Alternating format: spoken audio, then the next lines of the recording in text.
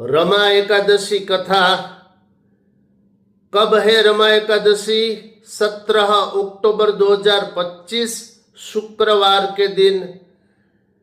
व्रत करे तब भी महान फल, लेकिन प्रायः सभी मनुष्य व्रत नहीं कर सकते अथवा नहीं करते होंगे, तो केवल कथा भी सुनने से बहुत महान फल प्राप्त होता है। क्या होता है फल कथा सुनने से? भगवान श्री कृष्ण ने इसी रमा एकादशी कथा के अंतिम श्लोक में युधिष्ठिर से कहा, एकादशियों की कथा सुनने से मनुष्य के समस्त पाप नष्ट होते हैं। ये बहुत बड़ा फल है, क्योंकि दुख का कारण पाप कर्म ही है। ये मैंने बहुत बार समझाया है, और इस कथा में बहुत रहस्य भरे हैं। हर दूसरे तीसरे श्लोक में संभवतः कोई रहस्य मिल सकता है, ऐसी रहस्य भरी कथा है। तो भगवान का ध्यान करिए, कथा सुनिए। पिछले वीडियो में मैंने इस कथा के 18वें नंबर के श्लोक से आपको रमा एकादशी की कथा सुनाई। अब इस अंक में 19वें नंबर के श्लोक से ये कथा आगे प्रारंभ करेंगे। वक्ता है भगवान श्री कृष्ण इस कथा के, और श्रोता है युधिष्ठिर। पद्म महापुराण के उत्तरखंड में ये कथा वर्णित है। कुल 54 श्लोक है। अस्तु, आइए अब हम सुनेंगे शास्त्र में वर्णित रमा एकादशी की कथा 19वें नंबर के श्लोक से आगे कथा सुनेंगे। कथा सुनिए। शास्त्र कहता है, श्री हरि की पूजा में लगे हुए तथा जागरण करने वाले लोग जब हर्षित थे, उसी समय अत्यंत दुखी शोभन की सूर्योदय की बेला में मृत्यु हो गई। राजा ने दाह के योग्य काष्ठों से शोभन का दाह संस्कार किया।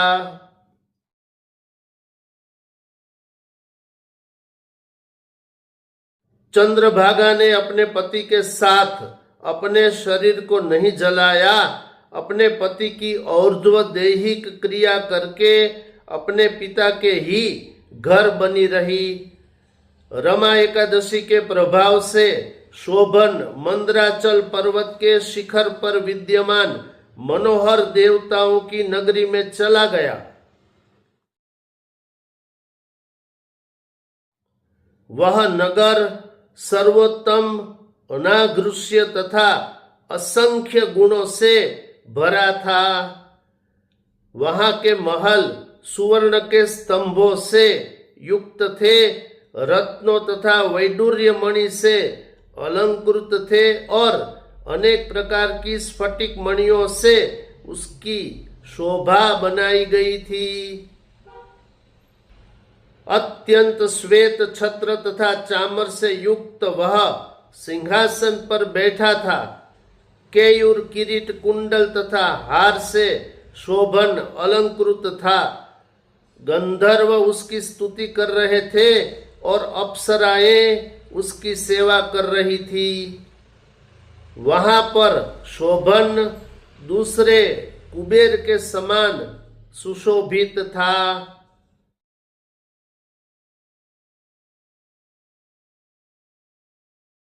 मुचकुंदपुर में सोम शर्मा नाम का एक ब्राह्मण रहता था।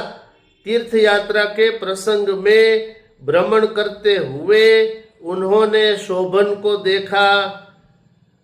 उसको राजा का दामाद जानकर वे उसके पास गए।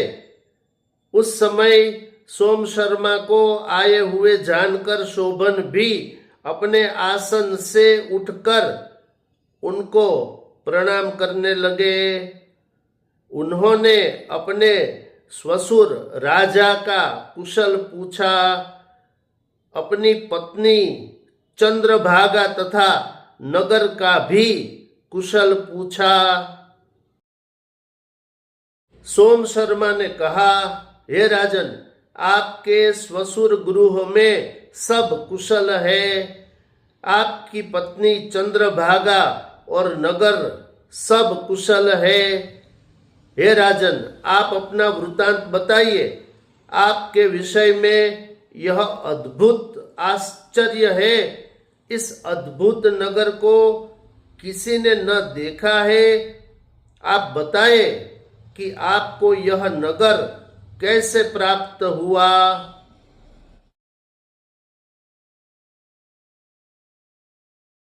शोभन ने कहा, कार्तिक मास की जो रमा नाम की एकादशी है, उसी का व्रत करके मैंने इस नगर को प्राप्त किया है। हे ब्राह्मण श्रेष्ठ, जो व्रत करता है उसका कल्याण निश्चित रूप से होता है। अतएव आप भी इस व्रत को करें। ब्राह्मण ने कहा, यह तो अस्थिर है, यह स्थिर कैसे हो सकता है? इसको आप ठीक ठीक कहें तो मैं भी इस व्रत को करूंगा, अन्यथा नहीं। शोभन ने कहा, हे ब्राह्मण श्रेष्ठ, मैंने इस व्रत को बिना श्रद्धा के ही किया था, इसलिए मैं अपने राज्य को अस्थिर मानता हूं।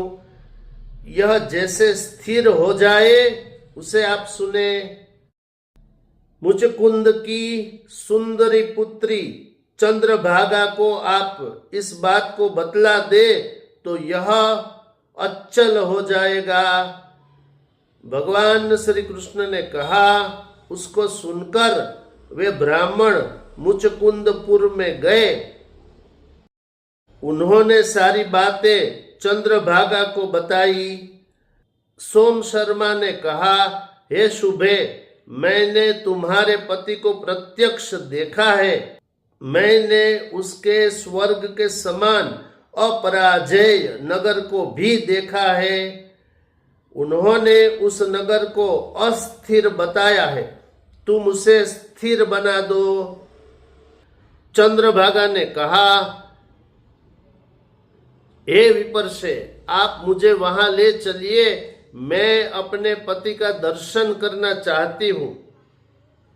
अपने व्रत के पुण्य से मैं उस नगर को निश्चल अचल बना दूंगी। हे ब्राह्मण, हम दोनों का संयोग जैसे हो वैसा आप करें। हम दोनों बिछड़े हुओं का संयोग कराने से आपको महान पुण्य की प्राप्ति होगी। अस्तु, अभिसंक में यह कथा यहाँ तक। ये मैंने आपको रमा एकादशी कथा के 39वें नंबर के श्लोक तक इस वीडियो में कथा सुना दी। इसका अगला और अंतिम भाग हम आने वाले वीडियो में देखेंगे, सुनेंगे। बहुत रहस्य है इस कथा में, सावधानी से सुनिए। और रहस्य न भी पता चले लेकिन श्रद्धा पूर्वक ये कथा सुन लीजिए, सब पाप नष्ट। फिर भविष्य में दुख नहीं मिलेगा जब इस धर्म कर्म का श्री कृष्ण फल अर्पित करेंगे। मैंने बहुत बार ये बातें सब समझा दी है, इस वीडियो में इतना ही। अस्तु, देखते रहिए मोरे श्याम चैनल। इसे लाइक, शेयर, कमेंट, सब्सक्राइब अवश्य करिए। शेष फिर कभी। बोलिए श्री राधा कृष्ण भगवान की जय।